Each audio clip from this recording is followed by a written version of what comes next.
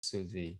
Okay, I would like to let Suzy start because this is her pet subject. Oh, and it has become mine too.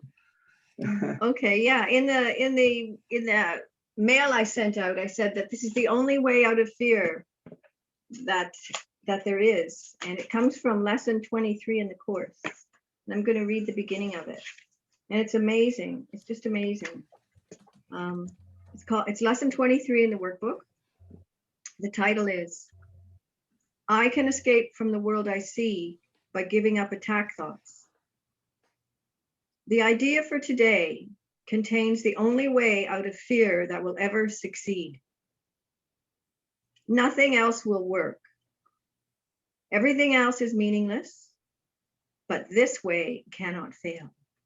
So that's the good news. So there's a way out of fear, right, Burt? Right. Sweetie? Yeah. Yeah.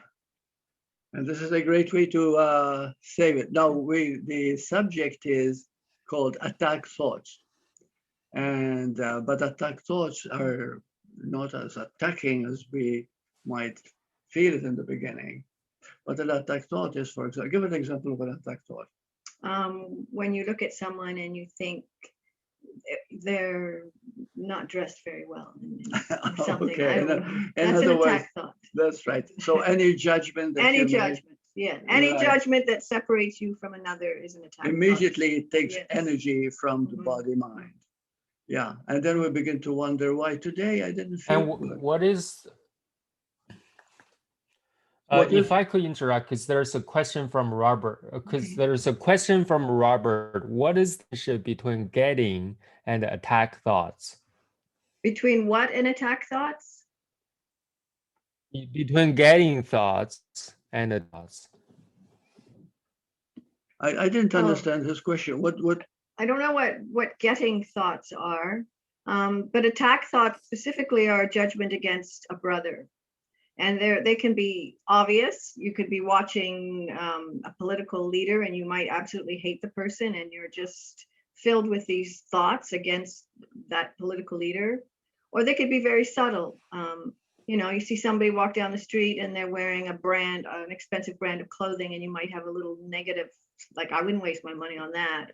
So they can be very extreme, or they can be subtle. Right, yeah. So an attack thought is always Okay. something against something. Mhm. Yeah, it's never loving, in other words, And these are so common among everyday things. What's that way? Yeah, Robert is saying that the course often uses the term getting. The term getting. Oh. I didn't quite get Yeah, that. and in what? No Yeah. worries, no worries, Okay. Robert. Okay. It's okay, Robert. Robert, don't feel sorry to interrupt. Robert says sorry that No problem. Oh, Yeah. no. didn't That's interrupt. what, It's okay. We want Okay, anybody to ask any we question. want to get clear, right? yeah. Exactly. Yeah. No, the whole Yeah. point is to get clear. That's right. Very good. You can, Robert, you can feel free to clarify or elaborate at the towards the end of it. You can come on mic and ask Right. them in person. Yes. Oh, no problem, right? Okay, yeah. Let's continue. Yeah. And I also have a little technique that we can do in order to really get in touch with what is going on inside our heads. And it is quite effective and definitely helps me. Okay. In conjunction with your 5-step process, it says here in today's lesson the bad news is we have fear. The good news is we can get rid of the fear by giving up our attack thoughts. And then the question becomes, how do I give up my attack thoughts? How does that happen? So I'm just going to quickly read a sentence here from this lesson, and then your 5 steps actually elaborates on how you can identify this. So it says here, the idea for today introduces the thought that you are not trapped in the world you see, because its cause can be changed. This cause requires first that the cause be identified, which is our mind and our believing our mind's thoughts. So where was I again? Okay, so that the cause be identified and then let go so that it can be replaced. Now this is really amazing. The first two steps do not require your cooperation. Sorry, the first two steps require your cooperation. The final one does not, because that's what you are. The final one is automatic. Once you give up your attachment to the ego and these attack thoughts, you automatically remember who you are, which is the third step, Yeah. which in your 5 steps takes us to that. Right. One of the things that I'd like to emphasize, which I have done after my own experience, is those 5 steps, and they have worked miracles. And I don't want to go into the reason because we don't have the time, but I actually feel, and this is the truth, it has helped 3 people. Well, 2 of them had very serious life-threatening diseases as cancer. And by doing these 5 steps, they actually got a remission in which they did not repeat at all. And these people I still know and love them. Okay, so the point of these 5 steps is this, that initially all we ever think about is what we think about. This means that everything that comes to our minds, we think about it. And the moment you think about something, you do not realize how much energy you're giving into it. And sometimes we wonder why we are tired, or we don't feel like doing this, or we don't feel alive, and so on and on. Every time you give your energy to a thought, that thought takes greater power, to the point where it actually takes over your body, okay? But there's another way to work it, and I call it the 5-step way. So the first method, and which we'll be doing in a moment here, but this is the first one, is to become aware of what's going on inside your head, but make sure that you do not judge it as good or bad or right or wrong or should or shouldn't or anything like that. Ask questions and I got Okay, sweetie, somebody's just got their mute. They're not muted. Okay, Yeah. so that's the first one. The first point is to stop for a moment and just see what is going on inside your head. Most people are not aware of it at all. And incidentally, you don't necessarily create your thoughts. Thoughts come from everywhere, from the environment, from people around you, from going out in the street, or from what you see, and so on. So thoughts are happening all the time. Thoughts, and this is the biggest of all, this is the mind-blowing, and if you can get this, you're already taking a step ahead. Thoughts are never real. A thought is a thought. Did you know what created our world that seems to be so real is all thought? Thought manifested. Thought always manifests. Okay, so that's one reality that we have. Once we become aware of how real we can make a thought, then we also have the ability to see its unreality. Now, I want to go into number 2 now. Number 2 is that we see thoughts as thoughts, period. In other words, you don't say, oh, this is real, or this is not, or this is that, but nothing. A thought is a thought is a thought. And then you move deeper. And as you begin to move deeper into the thoughts, you reach number 3, you'll find that when you stop to look at the thoughts, something happens. There is a gap in between the thoughts. Sometimes the gap could be caused by something beautiful. We're out in the park walking, and all of a sudden I see a puppy. And I just love puppies and their affection. And at that moment, I stop thinking. All I can think of is the joy of this puppy who's licking my hand. So, and there are many cases like this where no matter how busy your mind is, there are moments when there are gaps between thoughts. Those gaps is who you really are. And this is what we miss all the time. I studied psychology for so many years, and they never taught me this simple fact, which came to me a realization from Bhagavan Ramana Maharshi and my own realization at the hospital. Now, when you begin to see that there are gaps in between, we enter number 4 now. Excuse me. Number 4 point is become aware of that space between thoughts. It's very, very subtle. And I must admit that it's not easy in the beginning. But if you make up your mind to see what caused me to be still and look, and there was a moment you become very still between thoughts, And those moments between thoughts is reality. It's who you really are. I'm sorry, I'm moving with the table. Oh, that's there. okay, sweetie. Go ahead. So when you start getting in touch with that gap between thoughts, you begin to actually realize who you really are. You are that gap, that emptiness. We're afraid of emptiness, thinking that emptiness is simply empty. But in the very nature of it is the very life process. Love is empty. Joy is empty. Happiness is empty. You see, these are empty, empty.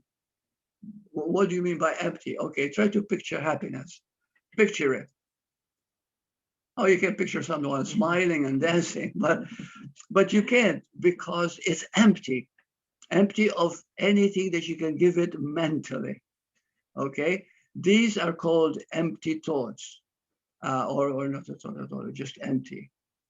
Then we go into number 5, and this is where the miracle happens. Number 5 is, are you able to see that everything that you are is empty?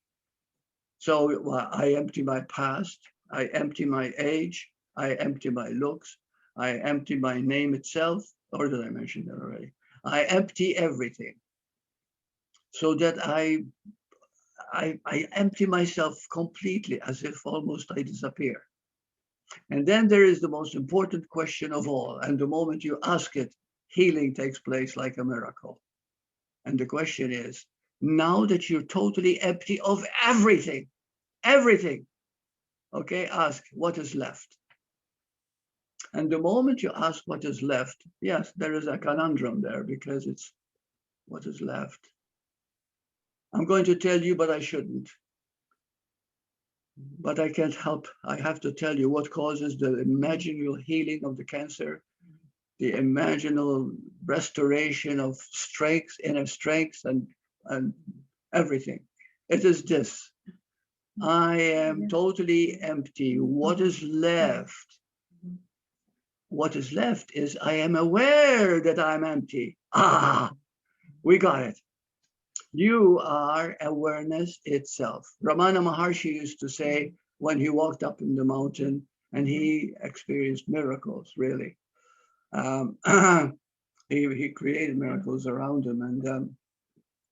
And the fact was that his very essence was being totally empty all the time. And the moment they looked into his empty eyes, they healed of everything.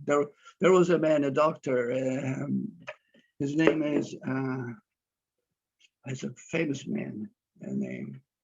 Pardon my memory. Famous at what? My age. He's We're talking NDEs. Or what are we and talking? no, the man who had his finger swollen by picking up a poisonous thing. And Carl Jung.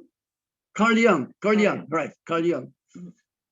Everybody has heard about Carl Jung, right? He was the partner of Sigmund Freud, who founded psychology. Okay, but Carl Jung went much deeper when he had time with Ramana Maharshi. Now there was a point when he was looking into the mountain and he pricked his finger on some poisonous thing, and his finger swelled up, you know. And then when he swelled up, he was nursing it all the time, very painful, and he wanted to sit with Ramana Maharshi. Ramana Maharshi never talked very much. So, but Ramana Maharshi looked at what he was feeling.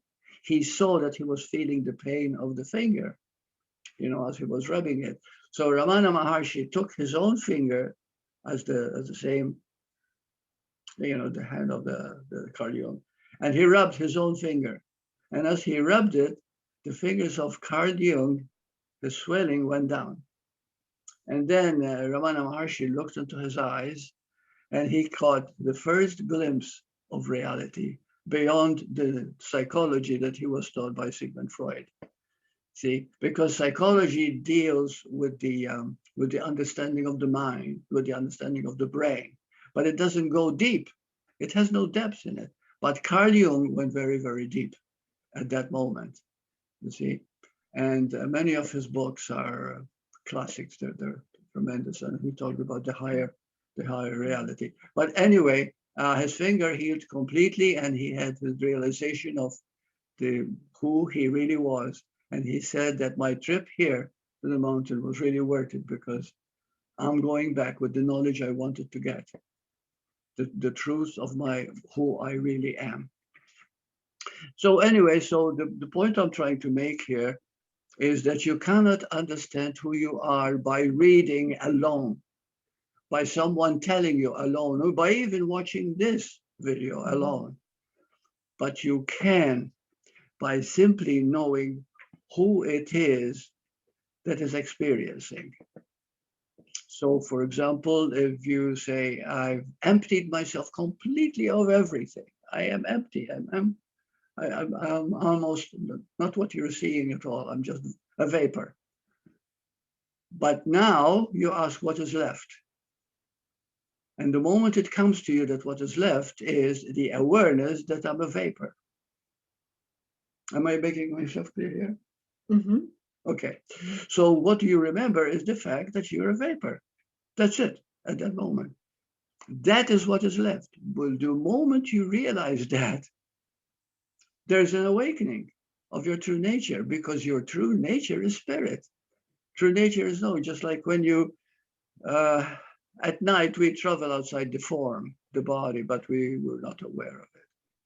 But there are many times when we have a near-death experience or something similar, and experience an out-of-body. The moment you experience out-of-body, the first thing you feel is the timeless essence of it, the spaceless essence of it, the immense joy and love of it. And there's nothing that could be negative, because there's no time.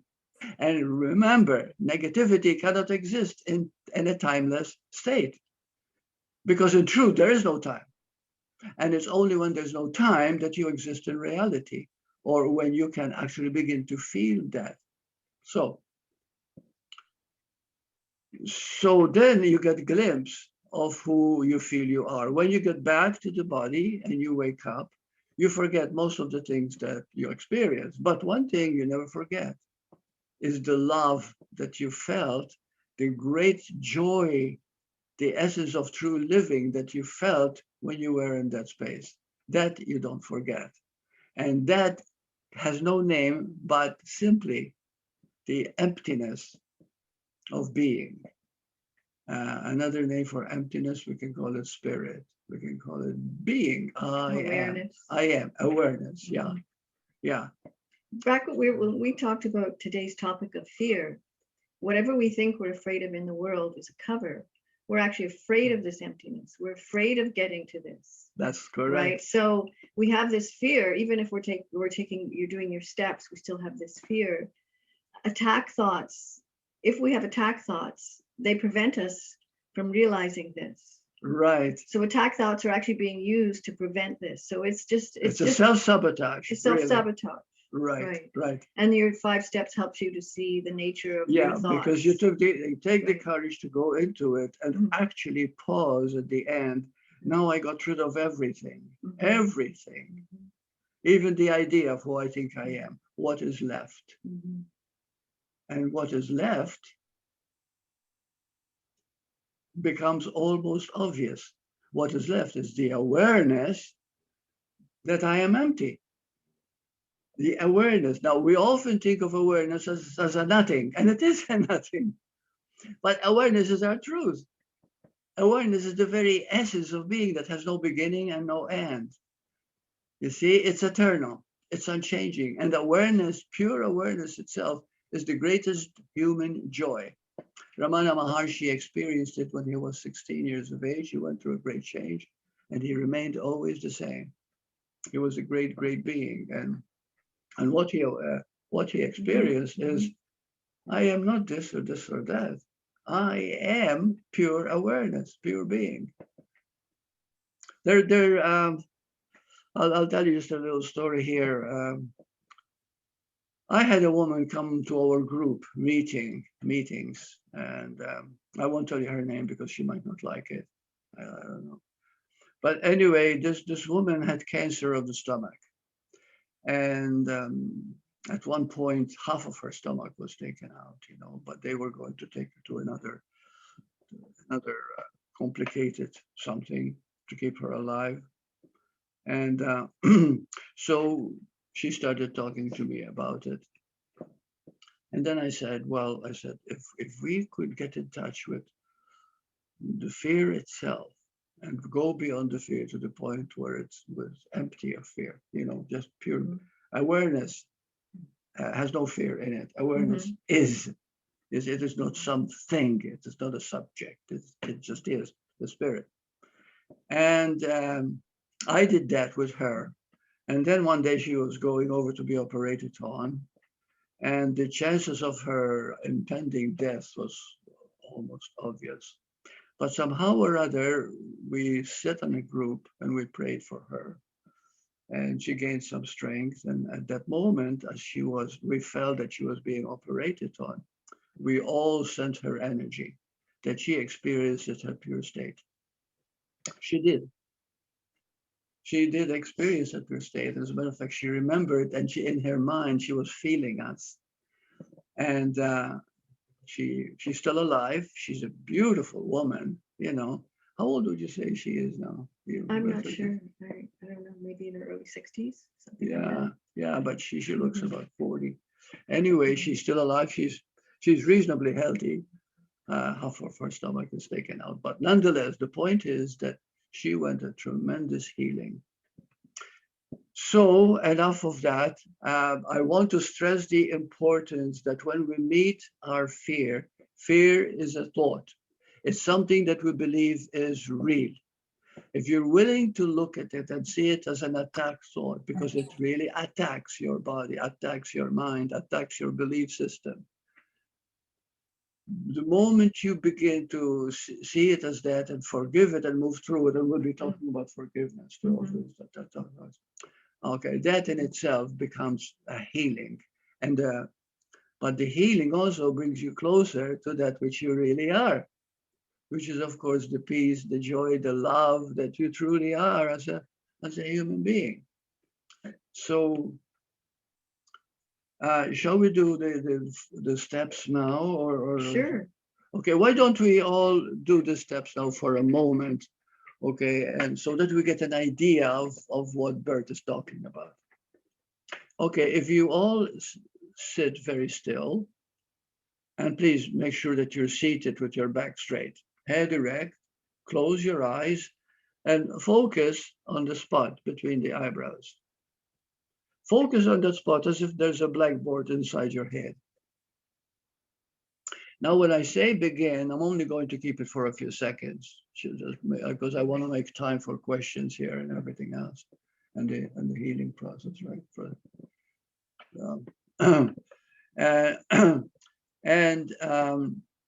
So when I say begin, you keep looking at the thoughts that are going to your head, but don't try to arrange them. Don't call it bad or good or real or not real, nothing. Just let all activity happen as it will. Okay, and we give you half a minute. Okay, ready and begin.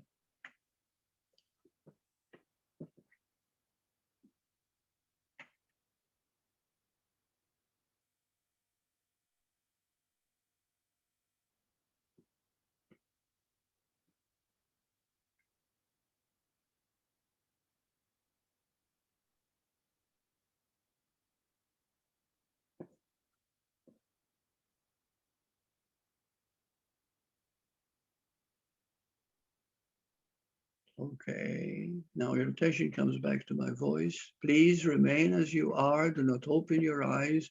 Keep your back straight, head erect, and keep looking at that blackboard inside your head. Now we're going to go into number two.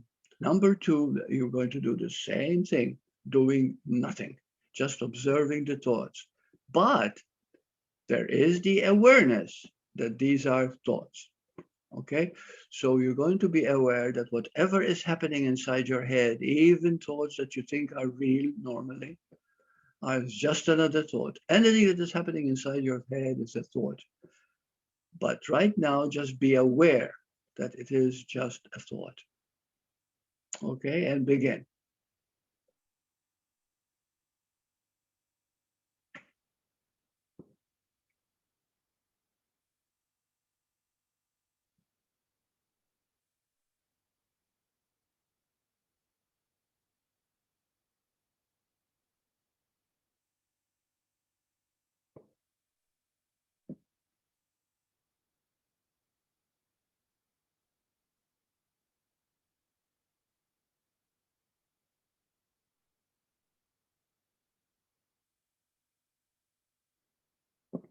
Good. Your attention comes back to my voice. Remain as you are, back straight, head erect, eyes closed, looking at the spot between the eyebrows.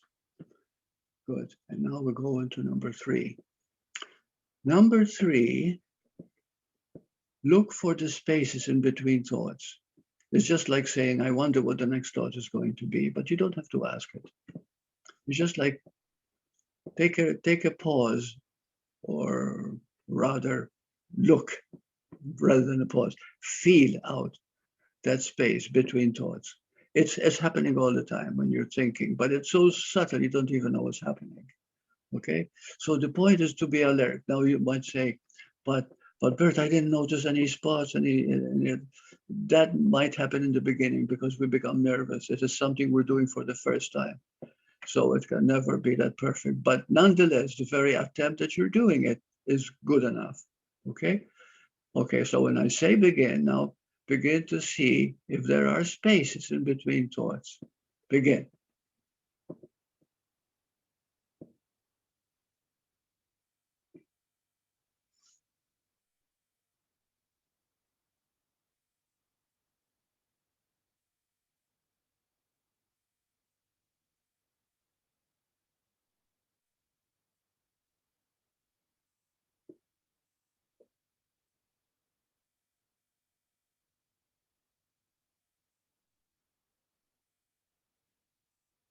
Good, your attention comes back to my voice. Keep your eyes closed.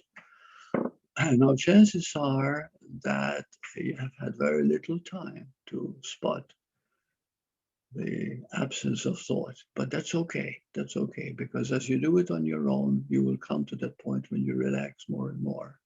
There are many gaps, thank God. If there were no gaps to thoughts, we can go crazy. Insanity can happen. People going perplexed, exploding, is because thoughts happen so much. You try to get rid of them, you can't stand it anymore. You go crazy. So give yourself always all the time that you need. Right now, for example, if you didn't spot any space, that's okay. But at least you've tried it, and that's the important thing. Okay. And now we go into this is number 4, right? We did, yeah. Okay, now we go into number 5. Now, number 5 is something that you might not enjoy doing, and I'm telling you right from the start, but please do it because you're not going to die, believe me. You're going to be even more alive after. So right now, remain as you are. Keep your back straight, head erect, eyes closed, still focused on the spot between the eyebrows. But this time, for a few moments, I want you to be empty of everything. Okay, for example, your name. Forget it. You don't have a name. Get rid of it right away. Okay. Get rid of the fact that you're a woman or a man. Get rid of it. Just be here now. Okay. Now, feel out your past. Get rid of it. You don't have a past. Nothing. Just now. Just this moment. That's it. No past. Nothing. There's nothing to think about. Nothing. Okay. Just being. Just feel this being. So go with your breath. Allow your breath going in, out, in, out. You just let go. You let go. You let go of all the ideas. I wonder what he's going up to or what's going to happen. Forget everything. Don't just be. Just be with whatever is. But be empty. The main thing is to empty yourself of everything. Okay. Now I'd like you to keep doing that. Your past is totally clean. You don't have a past. You don't have a name. You don't have an identity. You don't have a job. You don't have work. You don't even have a body. I know that you feel that you have a body, but for a moment, just forget. Just be right now. Just be who you are. Just relax, completely empty. Feel as if there is nothing you're attached to. You're just empty of everything. Empty, empty, empty. Now, hold that moment of emptiness for the next half a minute.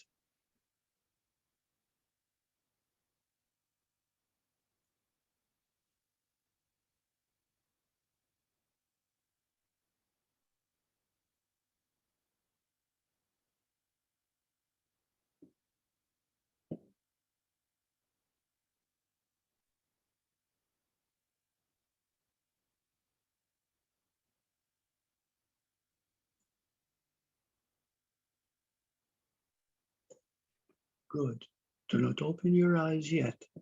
Just be empty. There's only emptiness. Okay, now I'm going to ask you a very important question. What is left? Now you got rid of everything.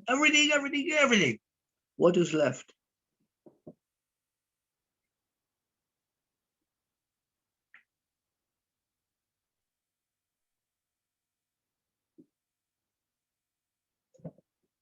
I have to intercede now for a moment as we finish it.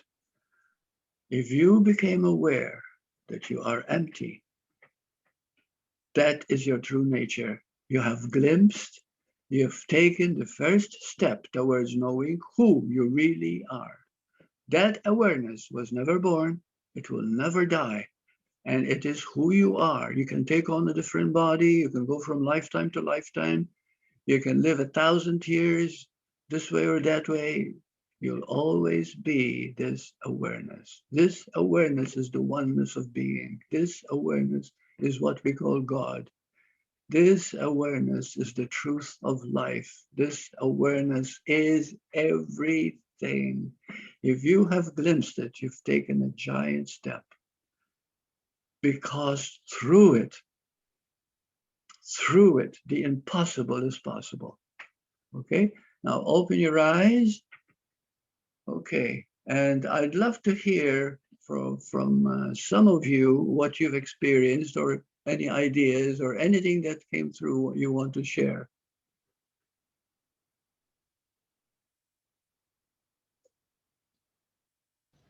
I can share that this is Shayla. Hi, Burt. Hi. Hi, everyone. Yeah, I just felt my presence, the I am. Beautiful. And everything else dissolving. Yeah. That's right. The emptiness is the I am. Yes. Wonderful, wonderful. Now, what happens when you first glimpse? And that was, yeah. You feel good, right? I just wanted to say that's so liberating and so powerful. I'm lucky that I'm starting to be able to do that, more and more. Wonderful to hear. Makes me feel good. That's great. Yeah. Anybody else would like to share?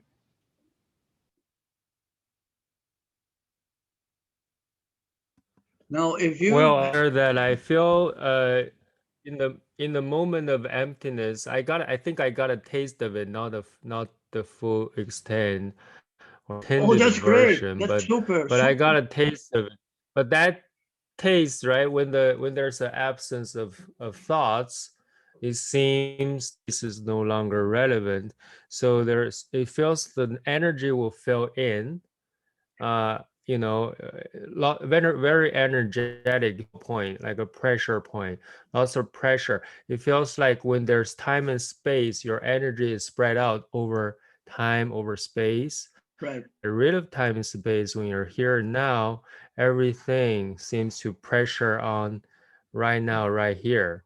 Right. So it feels, I got a taste totally overwhelming, but I also feel that at the end of it, I hear noise, so I was distracted. So it seems to me that it's very, very to hold, to sustain that state of emptiness. Yeah. And that state of emptiness itself, if you go into its feeling, it feels good. It feels energy.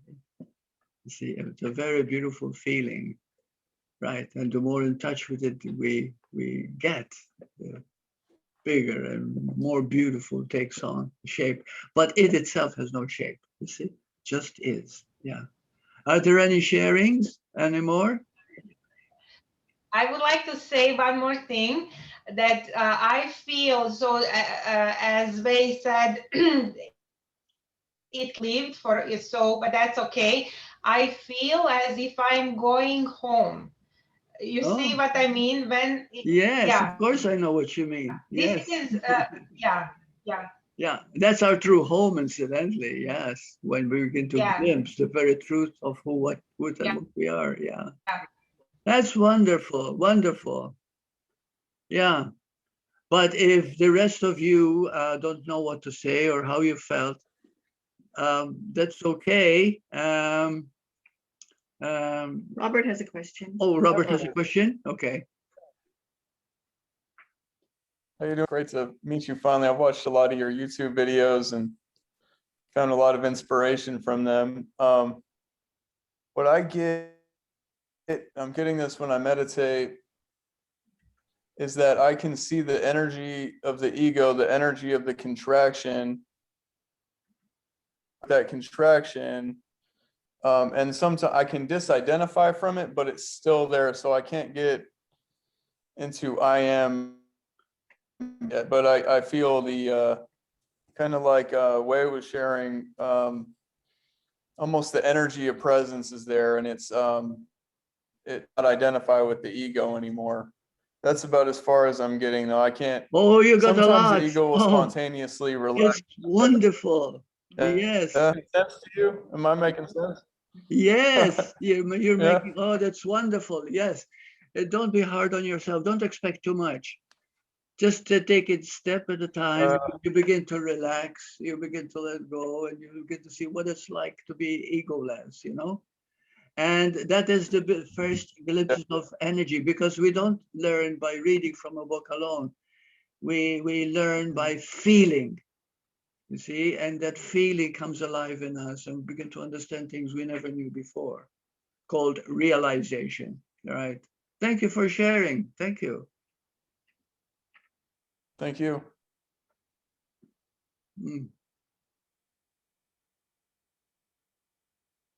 Okay, so we'll go. Would you like to say something, Laura? Well, I just wanted to say that, you know, I've been hearing you talk about that, feeling that emptiness for years, that I've been trying, but I mean, the one glitch I have is that I don't think about my age or my gender or these things consciously.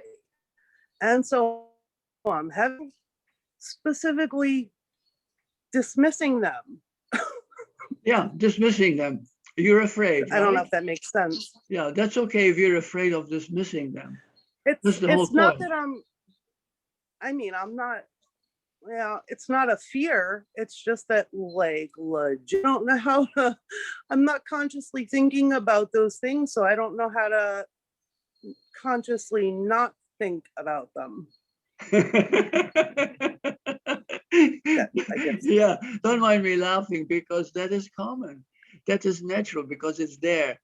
See, the point is to come to do it enough, and then you get your glimpse what it's like to be empty.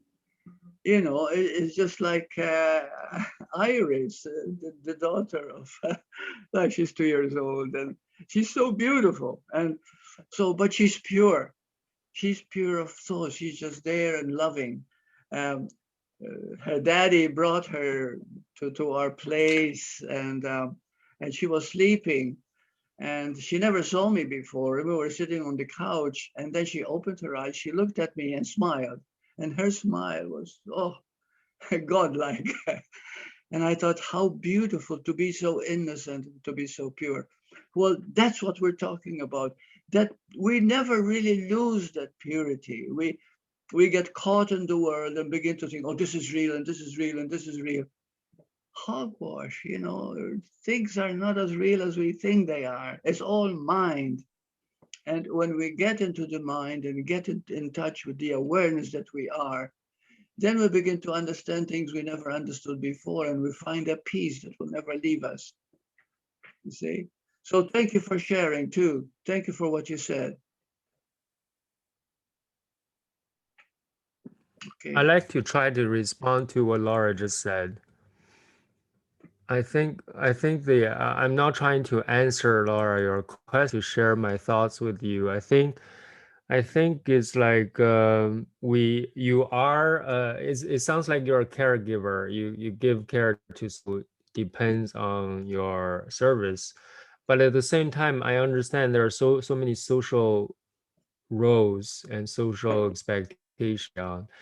But at the same time, we are not that altogether. We So are you not are the that. caregiver and you are not the carer, and you're Yes. not at the same time, right? It's you're not, because you don't have to fit all the expectations of That's how the right. job should be Because done. But you ultimately, are love the person. Yeah, you love him or her, right?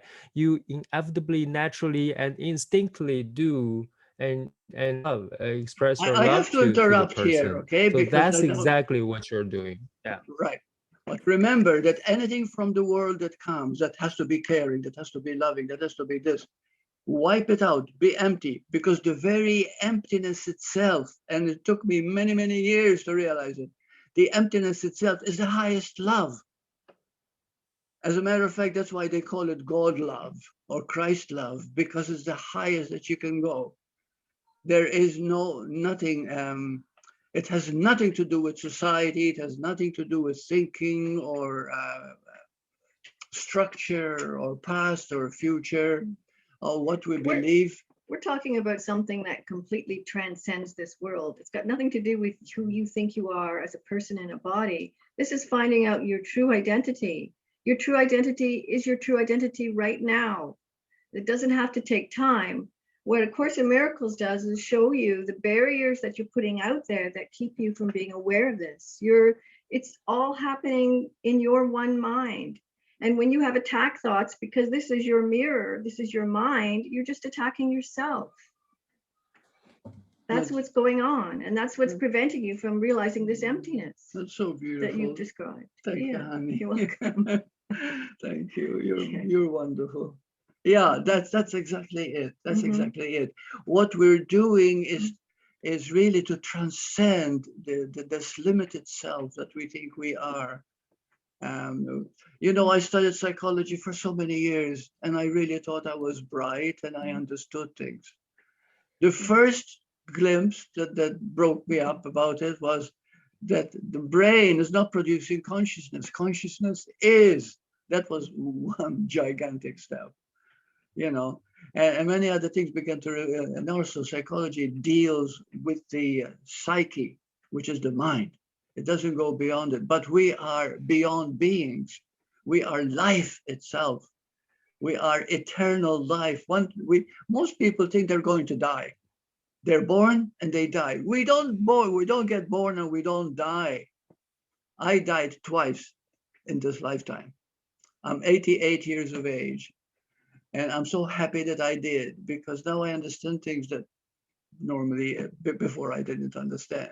You see, we don't die at all. We are forever being. That forever being is the heavenly state that we're talking about. That emptiness. That emptiness becomes our greatest joy.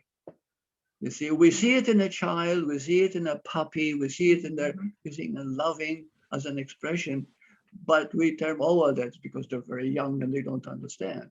You see, no, that is the very nature of being. That very nature of being is very innocent and very pure. You see, and once we allow it to take our life over, and this is who we are, it begins to take care of our life. Exactly. I love what you're saying. What you said about, you just said what happens is we let this fear take charge of us and keep us away from realizing the truth of who we are. But yet that fear doesn't have this power, and that we're simply a mistaken identity. We give it the power, yes. And there's absolutely no death, right? There's no death. No death. And what right here, I'm just going to read this line. I had no idea you were even going to be talking about this. This is just absolutely fabulous. It says here, This is what Jesus says in chapter 27 of the text. Brother, there is no death. And you learn of this when you wish but to show your brother that you had no hurt of him. So there we are, grievances and attack thoughts. If you're judging anybody out there, you don't get to know, you don't die. So that's the reward for forgiveness. Eternal life of happiness, knowing your spirit. Yeah. Yeah. In other words, we clean ourselves. We get back to emptiness, you know. We become the child. In the beginning, we are a camel, being like everybody else. We live like everybody else, you know, structure, beliefs, system, society, everything. And it's fine. It's all part of the growth system. But it's not And us. then we become, and that's not you, though. And then you become a lion. A lion, I want to make lots of money. I want to become important. I want to bring lots of health to society. I want to do this. I want to do that. You're full of dreams, you see? And then you come to realize that all that is just stuff. But the real thing is that you are a child. And the child is the third factor. You realize the innocence, the beauty of being, but with wisdom, with understanding. And that is the eternal joy of being. That will never leave you. That is the heaven that is always with you. It's called pure awareness, pure being, you see. And it takes such a long time for people to realize that. I know it took me a long time to realize it. I had an experience where I might as well tell you since we're doing it. I was a physiotherapist at Polk's Health Service, downtown Bay Street in Toronto. It was famous, exclusive. People paid a lot of money to belong to it. You know, it had to do with physical health. And anyway, the reason I wasn't happy there was because my boss wanted me to please the people by letting them win the game of golf, the game of tennis, the game of this, the game of that, which I was quite an athlete. I had won the Ontario Championship of Gymnastics quite when I was in my 30s. But that's not important. The important thing is that one day I was going to work and I was so unhappy and depressed. I said, oh, I am in my 40s now, late 40s. What am I going to do for the rest of my life? I don't want to keep doing this, pleasing people, you know, winning games so that they win. I let them win so that to make them happy. This is no way to live. And within this depression, before I opened the door to go outside, to go to work, this is the truth, honest truth. I see a face I will never, ever forget. Do you have this picture? Here. You know, and well, no, that's picture that's Jesus. Oh, yeah. This one here. That's here, Ramana. Yeah. This face appeared to me, and it looked at me, and I looked into the eyes, and I never saw anything like it. Such peace and joy and love. And after 5 minutes or so, he left me with a feeling I never forgot, and was gone. After that, I went to work almost like in a spell. I was afraid to drive because I got into an accident. Because you had no idea. Had you known what you had just I've seen? never known spirituality until I was in my late 40s. I never knew that. And when you saw him, what did it feel like? Did it feel like God? Did it feel like home? Yes, it felt home. And you never heard of Ramana. You just got this apparition at your door when you were going to work. That's right. Wow. I never saw. And so after that, I couldn't think of anything else. When I went to work, they started making jokes. Oh, Burt is hallucinating. Burt is this. And I laughed with them because what can I do? That's what they think and that's what they feel. And I went along with them. But after a while, I had to stop. I says, could this be hallucination? Well, that day I had a date. And as I was going on my date, I love bookstores. I love books, period. And so there was a new bookstore. It's called the Bookseller And I said to my date, I said, I'd like to go down and explore it. And the moment we went down the stairs to explore it, the first book I saw was a book with Ramana Maharshi's face on the cover, the very man that appeared to me. And I began to cry. And I told my date, I said, look, I'll give you some money, take a taxi, go home. I said, I have to be alone right now. I said, I can't explain it, what's happening. This is real, this is real, this is real. I kept saying, you know, I couldn't believe it.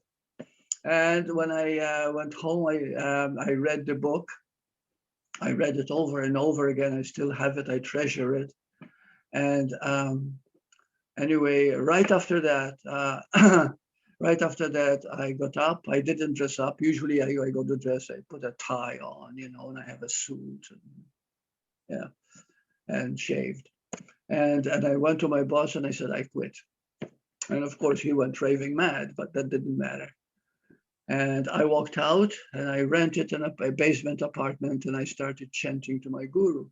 And that's how my life started in spirituality, you know, and I never forget that experience. So there are so many things we don't understand, you know, but one thing I can tell you, that your true nature is spirit, that your true nature is this peace and love that you are.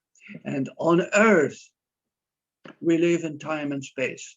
Time and space is nothing but pain and suffering. But you might say, are we born to suffer? We were born to learn. We were born to have patience. We were born to do what we need to do. But we can call it just, we need to go through this test of learning and growing and experiencing. But that's experience. I know I took my time in citing it, but it was very important because that's what changed my life completely after that, you know. Anyway, I'm sorry if but I had to quote it. It was beautiful, honey. Yeah. Mhm. So, okay, Bert, so we go on from I there. wonder when Ramana, Was that? or when the Ramana appeared to you, was it under amount suffering that you were going through, or confusion, I or had what a was it problem. that I you had the think? problem that I didn't want to continue working, and my boss was using me to let them win. The reason he did that was because Right. I was a great athlete. You know, I seem to be very, very good at sports, and in sport I took especially tennis, which we played, golf, we played, and table tennis. Yeah. And then he said, if you let them win, then they'll want to join the membership. Now the membership was $2,000 a year. So only very exclusive people could join, stockbrokers, doctors, you know, and it was very, very exclusive club. And it's also so exclusive that Yeah. I didn't like it. But you were really unhappy there. But I was unhappy because of Right. that. Had you prayed or anything? Like, had anything, do you think anything No, triggered this? Yeah. Did something trigger it? Bert, I understand the story, but the essence, what's the essence? That is it guilt? Is it confusion? Is it suffering? Or is it simply the stuck? You feel stuck. You know, what is the essence of it that you say that may have caused this Okay, to appear to you? believe you me, none of that. I was unhappy because I was not doing work that I wanted to do. Physical education was my life really at that point. And I did it until I was late 40s. But what was really intriguing me is, what am I going to do for the rest of my life? Am I going to keep on pleasing people, losing so that they'll join the membership? Is this what I want my life to be? You know, I wanted to, there's going to be more than this. And so this is what he gave me. He showed me that life has nothing to do with what we think it is. It has nothing to do with the worldly values that we have. Life is spiritual, period. There is no other goal, there is no other incentive. And when that became very clear, I was the happiest man on earth. I was so happy and I So- didn't care money about or anything. Went to a basement apartment. So you just said a minute ago, so at that point in time, you realized that this was the only goal worth pursuing in life? There was no other for me. So, but you still perceived that there was a goal you were perceiving? at No, that no, time? there was no goal. There was no goal. You'd No, already there was no goal realized. because yeah, Yeah. I said, this is it. This is what life is about. This man that appeared to me, um, what was it? It was spirit. It was life itself. It was the perfection of being. You know. And you read his book right away. Oh yes, yes. I read it right away twice during that night. And you recognized yourself as not And- the human self, but the That's self. right. That's right. Then later, many years later, where I came to Canada, UBC, not UBC, BC, I saw that a book was written by Jesus called A Course in Miracles, and I thought, oh wow. So I bought it. I tried to read it, but I found it very hard to read. But I kept it. I treasured it. I loved it, you know. But I still taught psychology. As a matter of fact, many people became interested in A Course in Miracles, but I told them I'm teaching Course in Miracles, but I was teaching Bhagavan Ramana Maharshi, which the teaching is the same. The teaching are the same, you know. So that's it. Anyway, I'm sorry. I didn't mean to talk about myself so much. No. The reason, the reason I was asking, because for a lot of people without a spiritual this background and get this awakening moments, usually they are going through unbearable suffering, and it will cause a separation between thoughts and awareness, thus lead to You have a point an there. awakening. Many people right? who reached a very high But it state- sounds like is your curiosity and craving for, like, just to Something wonder higher. what do you do in your life, right? But your burning desire to wanting to know that maybe have called him to appear to you. I'm just scared. It's very Yeah. interesting because I mean, most Causing of us this go through phases separation like- between thoughts and awareness. Laura has something. Yes, Laura. Or please go ahead. Laura. that was weird. I was saying most of us go through phases in life where we're distraught or distressed or worried about the future or guilty or all of the things that we don't get Ramana Maharshi appearing to us. Boo. Did it appear to you really? No, she said we go through all that and we don't get him appearing to us. So why did you get Ramana when Oh, other people? oh, That's going- right. for a moment, That's I right. thought, Everybody yeah, go through that. No, Burt. why did you get the? Why did Everybody you get wonder what do they do with their. Why did Where you? do get you the- get their next job? there was something in me that craved for a life higher than what I was doing.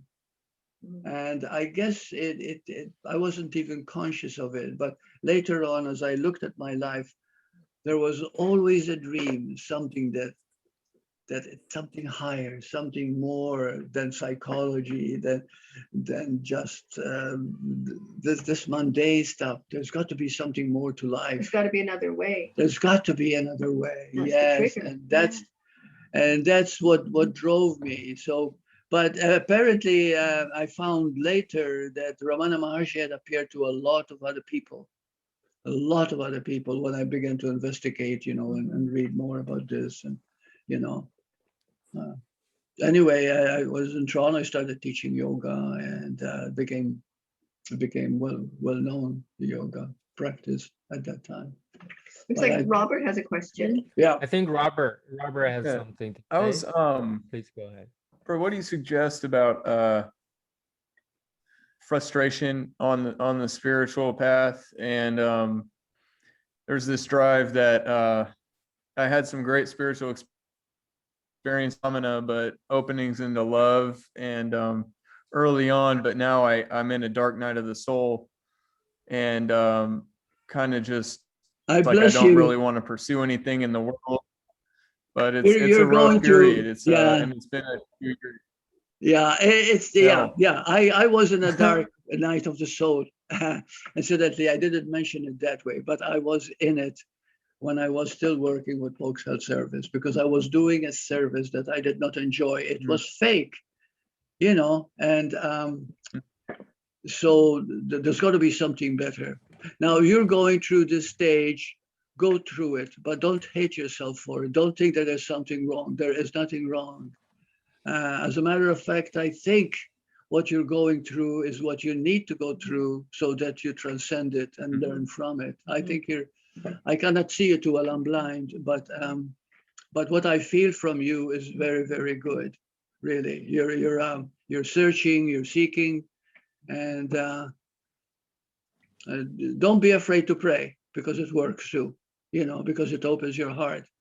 Well, that's the problem, is I get resentful at at God. Yes. And why are you resentful That at prevents me God? from praying. And why do you resent Because God? I want to know God. I want to know God, and I feel lost. Exactly. Yes. No, just allow yourself to be the way you are, and it will happen. Yeah, you go through a period like sometimes. Oh my gosh.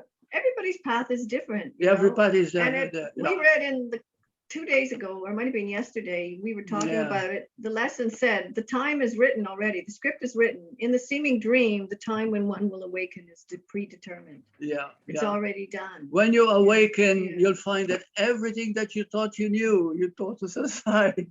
Yeah. I hate to say this to a lot of people who are very conditioned worldly, but it's true. And you're going to get that stage, because I can feel it by looking at you, even though I don't see you. But I can, you know, and there is that part in you that now really wants to know. Yes, thank you. Yeah. Yeah, keep on, okay? Don't give up, because there's a part in you that wants to really come forward. Do you meditate? I do. I do the course. I'm reading through the course and doing Really? the lessons, and then I'm I'm almost to the review, the first review lessons. I'm getting into it. I love this course, Good even for though, you. like you, Yeah. I can't understand, and it's No, over no, my head, but I still read it it will all anyway. come. It will all come. Yeah, yeah. Keep on keeping on, okay? Don't give up. Even your smile just tells curious, that Robert, you're ready. Yeah. Yeah. Robert, just curious, do you have any, what led you into this Course in Miracles? Oh yeah, well, I started with Eckhart Tolle probably, and then went to Eckhart Tolle, and then I would watch videos on Course in Miracles. I watched a lot of Burt's videos on YouTube. Yeah. A lot of get into a lot of very dark times, Burt. But and then so then I finally decided, I'm watching all these videos and listening to what other people have to, so why not just dive in myself? And I was intimidated by it for a while, and then finally said, even if I'm not understanding it fully, just do it anyways and do the lessons and see where it takes me. Do the lessons the best way you know how. That very attempt itself will take you step by step. It's okay. Just be patient with yourself. Really, it's just and at the point too, I don't think you can help it, because if you're going through the dark night of the soul, something in you is pushing you to reach it, really, and it's all worth it. Believe me, it's worth it. Yeah, most people live lives, dead lives, and don't even know it. You see, but you're lucky, because something is pushing you deeper and deeper. Yeah. Have you read Disappearance of the Universe by Gary Renard? I haven't. Let me write that down. Yeah, we recommend that. Recommend that to understand the It'll course. help you Yeah. understand the course a lot, and it's fun. It's fun to read. Yes. Oh, yes. I forgot to tell you. Thank you, honey. Yeah. Disappearance of the Universe by Gary Renard. Okay, it's past 5, but a comment I like to make. I think I heard Suzy saying that there was no death, right? There was no death.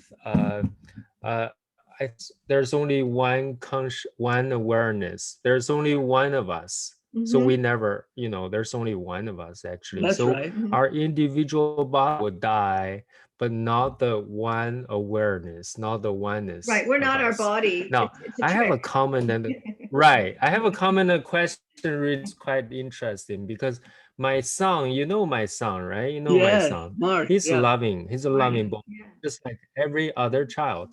But he's an active guy. He's comparing to my daughters, he's very, very sensitive, right? There's about 5 kinds of food he eats. And Oh, he wow. hates all, and he's ultra sensitive in his tastes, right? But I know he's loving. I know he's ultra sensitive, but he always like to start by saying this. I hate that. I don't like this. I dislike that, right? Now I got past of judging him for being negative, but I have some issue with it because myself is also a little bit sensitive. I don't want him to be so sensitive and so, because the process is we want to, the topic of our discussion today is fear. Mhm. The appearance of his sensitiveness or the result of it, like fear, right? He fear Mhm. about a lot of things, right? Mhm. Now, the interesting part is this, because Suzy, you mentioned there's no one of us. Mhm. So I find the idea Mhm. of me having an idea of what's good for Martin Right. is pointless, ridiculous. Yeah. Although I see that in my eye, he's so sensitive, he hates everything, but Mhm. I can't have a problem with that because if I do, then the same as him, right? Become Right. ultra sensitive You're, about the you're, act- world. you're actually So I forgiving just it. want to make the point Yeah. that, Yeah. there's only one of us. You're forgiving a part of your own mind. We And have I so much don't, yeah, subconscious stuff that we don't know about. We're actually forgiving That's a right. part of our own mind that we think was a barrier to keep us from Yeah. remembering that we're already in heaven and everything's already Yeah. amazing. right. And it seems to mirror the dream seems to mirror along, the effects seem to come as you start to recognize who you truly See, are. the question that Yeah. you're asking is so deep, so deep. I worked as a hypnotherapist for many, many, many, many years, and I was able to explore the mind. And so when it comes to Martin, sorry, I say Martin. Okay, remember that this is not his first trip to life. He has lived before. And so he's Right. carrying all that stuff that has not been resolved yet. This is why he is shy. That Mhm. shyness is a form of fear, a very sensitive type of fear. The only way that you can work with it, don't tell yourself I must understand him. You won't. But the point is to No. love him and have real patience with him because he's got so many other Mhm. beautiful qualities that has to come out. Find out what he loves to do Allowing it. Yeah. and give him time. Allowing, very important. Yeah, Yeah. oh, very, very important, very important. And then you begin to see another side. Once he starts opening himself up to you, that is the first sign that he's going to expand, going to change, you see? Yeah, Yeah.